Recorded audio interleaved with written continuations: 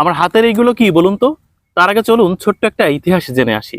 এই পৃথিবীতে আইসক্রিমের উদ্ভাবক চীন দেশের মানুষ। 1400 শতাব্দীতে ইতালীয় পর্যটক মার্কো পোলো সর্বপ্রথম চীন থেকে ইউরোপে আইসক্রিম নিয়ে এসেছিল। তারপর সারা দুনিয়ায় আইসক্রিমের জয় জয়কার। আইসক্রিমের কাঠি, আমাদের ঝিনাইদহে মহেশপুরে আইসক্রিমের কাঠি তৈরি হয়। লাটিম গোটা গাছ এই কাঠি তৈরির মূল উপাদান। দেখছেন আমার পেছনে কত সহস্র আইসক্রিমের কাঠি রয়েছে। এটি হচ্ছে আইসক্রিমের কাঠি, রোদে শুকাতে দেওয়া হয়েছে। দেখেন কি চমৎকার লাগছে। এই আইসক্রিমের কাঠিগুলো বান্ডিল করা হয়। এক একটি বান্ডিলে প্রায় 850টি কাঠি রয়েছে। দেখুন তো, বেশ ভালো লাগছে। দূর থেকে দেখে মনে হলো কি যেন শুকাতে দেওয়া হয়েছে। তারপর কাছে আসলাম, দেখলাম আইসক্রিমের কাঠি। প্লাস্টিকের কাঠি এখন ব্যবহার করা হয় না বললেই চলে, এবং এটা অর্থনীতির একটা নতুন সম্ভাবনা। তবে গাছ কেটে কাঠি তৈরি করা হয়, এই ব্যাপারটা পরিবেশের জন্য খুবই হুমকি স্বরূপ।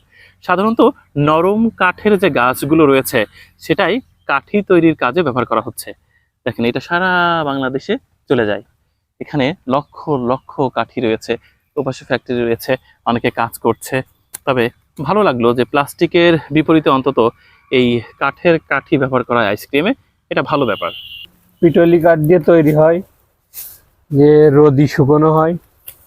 শুকনোর পরে এটা হচ্ছে ওই যে পালিশ মেশিনে দেওয়া হয়, দিয়ে এক ধরনের মোম আছে, মোম দিয়ে পালিশ করে ওগুলোকে পাড়ায় পাঠাই। আমরা পাড়ায় পাঠিয়ে এই যে এরকম বান্ডিল তৈরি করি, করে আবার এরকম ঢপ হয়, হয়ে এটা বাংলাদেশে বিভিন্ন জায়গায় যে কোনো জেলায় চলে যায়। এটা একটা বান্ডিলে 800, 850, কোনোটায় 900 এরকম আছে।